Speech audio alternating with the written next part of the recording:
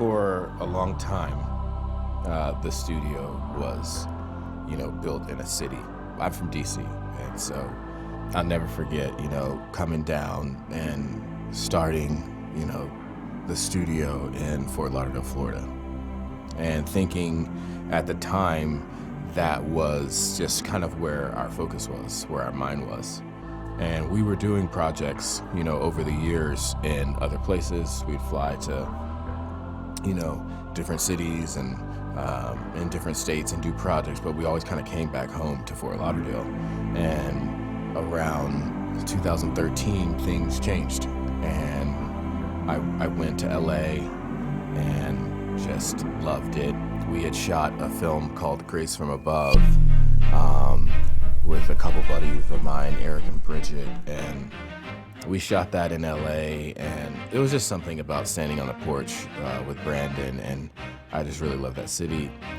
In 2013, we got another place there, and it was a small, editing loft that we have shot so many projects out of, but that was really the start of LA. But we obviously, headquarters is Fort Lauderdale. We kept coming back. Fort Lauderdale has meant so much to us, over the years, and that was home base.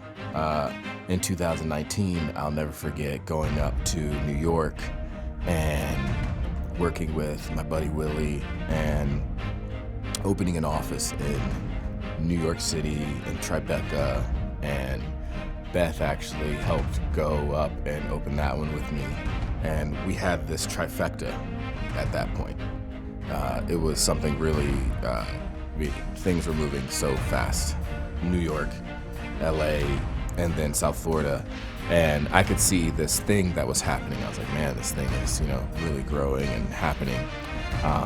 And we sat down at the end of the year.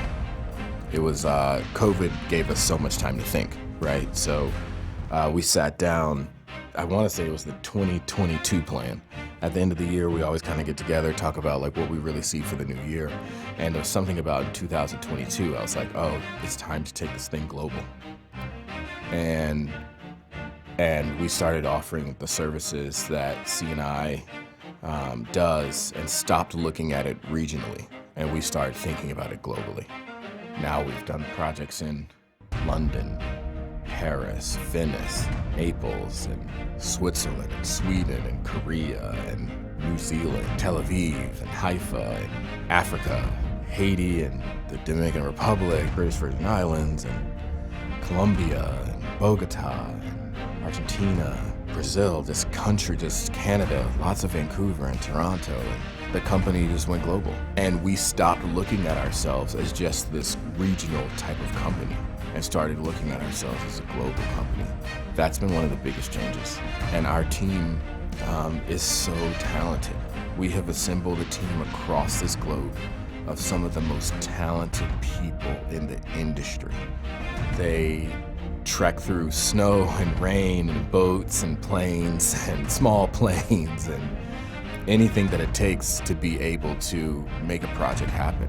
And that has been one of the greatest things that has really shifted the company in the last few years, is having a bigger vision for what we do and not looking at it as, oh, how would we ever do that? How would we ever do a project that's in Zambia, Africa? It exists, and there is a way, and we have figured it out. And so we're so excited to take what we're so good at in the States and to be able to say, okay, we can open this up to the globe.